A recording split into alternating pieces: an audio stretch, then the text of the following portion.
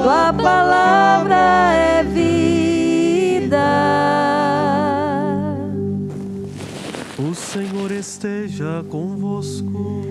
Ele está no meio de nós. Proclamação do Evangelho de Jesus Cristo segundo Marcos. Glória a vós, Senhor.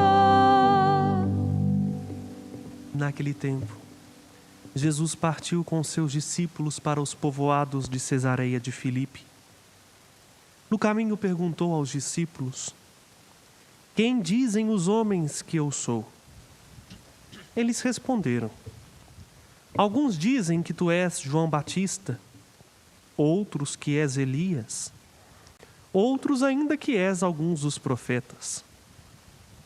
Então ele lhes perguntou: e vós, quem dizeis que eu sou?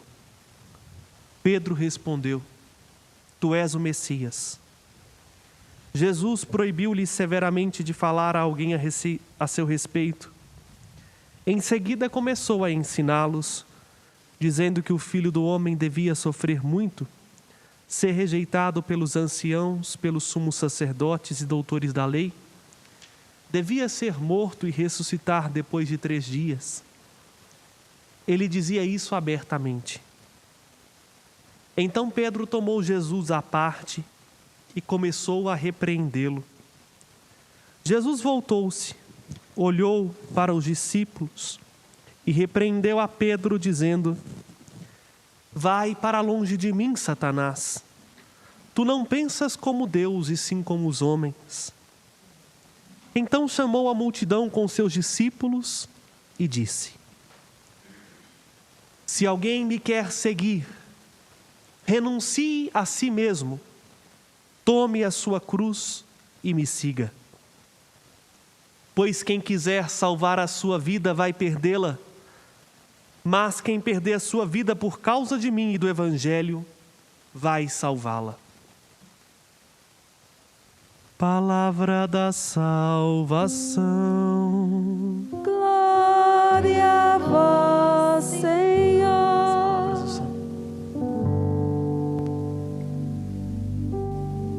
Aleluia, aleluia, aleluia. Tua palavra é vida.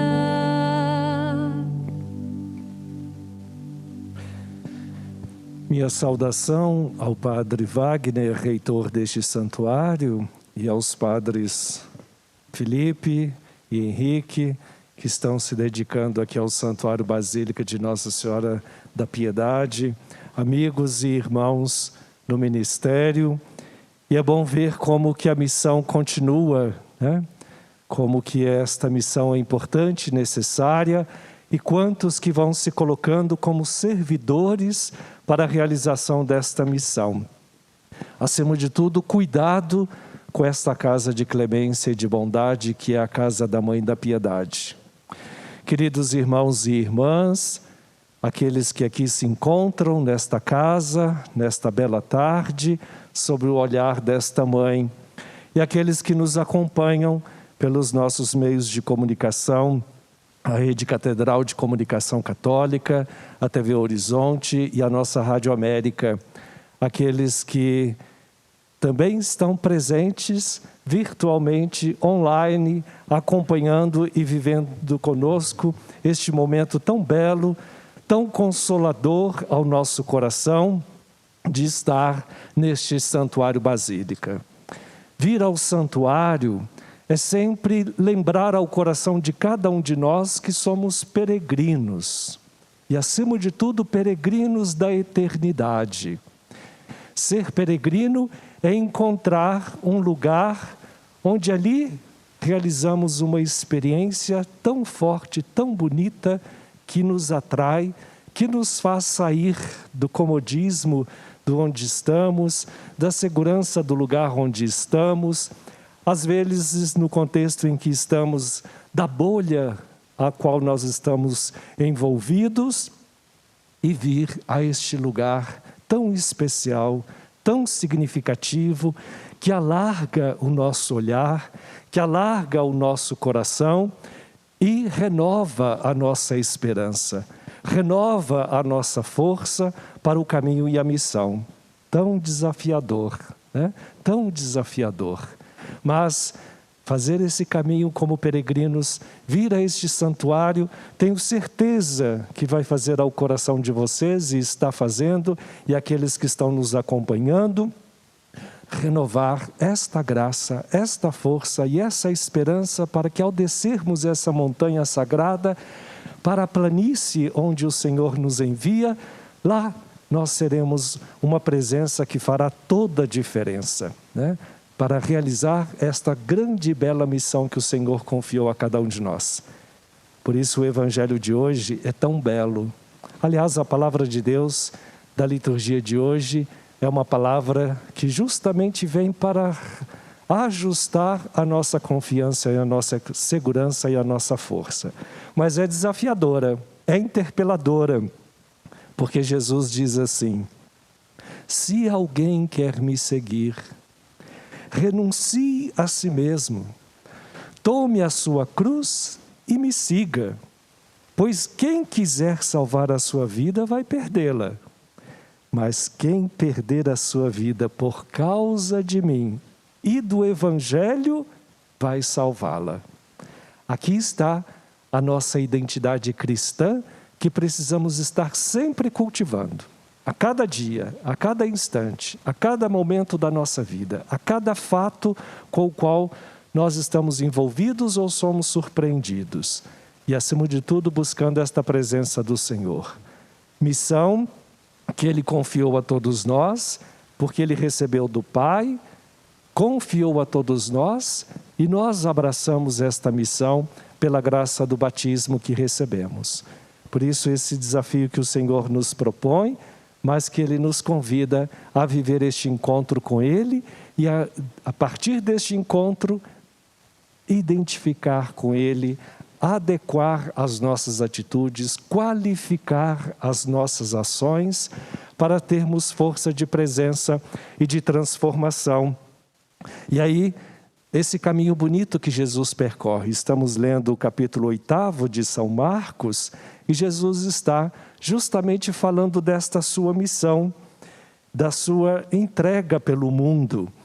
Justamente missão que Ele recebeu do Pai para ser vida e salvação para todos nós. E Ele nos convida a participar desta missão.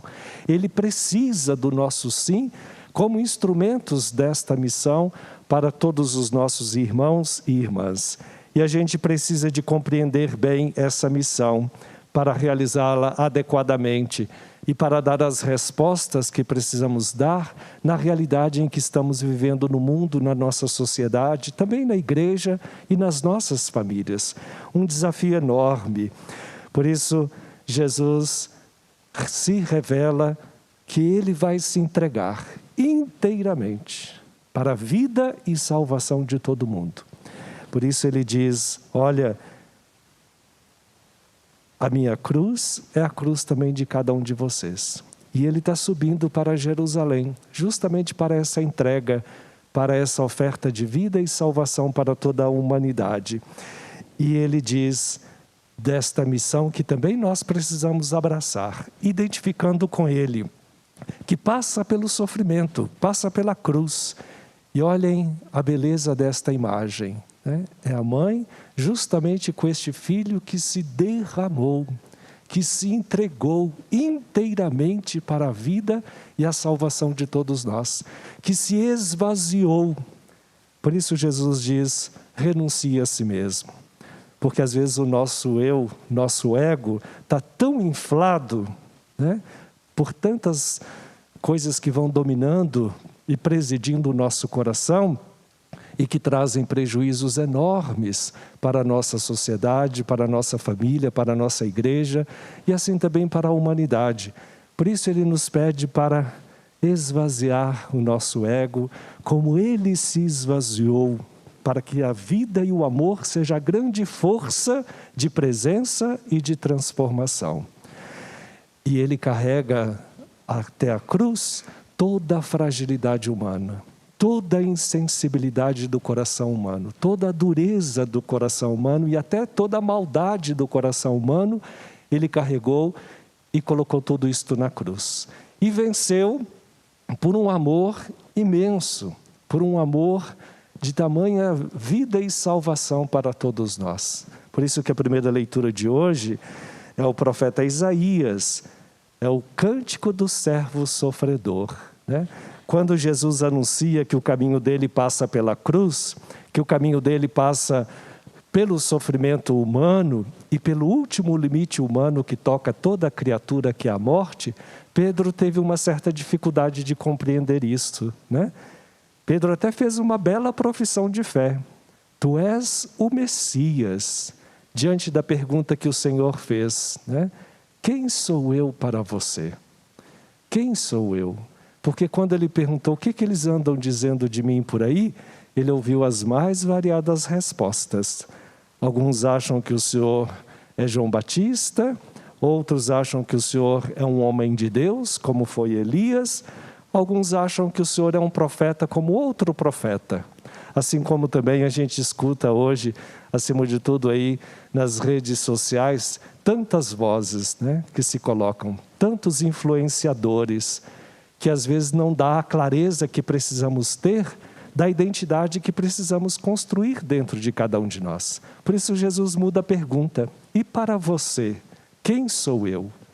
Deste encontro com Ele, desta experiência com Ele, na oração, na escuta da sua palavra, na vida sacramental, nós vamos dando a nossa resposta de fé por este encontro com Ele, como um grande dom pessoal e comunitário. Mas é preciso ter essa clareza, acima de tudo, desta missão que será de uma grande oferta de vida e salvação para toda a humanidade. Missão que Pedro teve que compreender e de ter que passar pelo sofrimento, como nos lembra esta leitura, onde o profeta fala do servo e do servo sofredor, né? Pedro disse: tu és o Messias. E a gente precisa de ter muita clareza para não confundir os Messias por aí, como havia naquele momento muitas expectativas a respeito do Messias.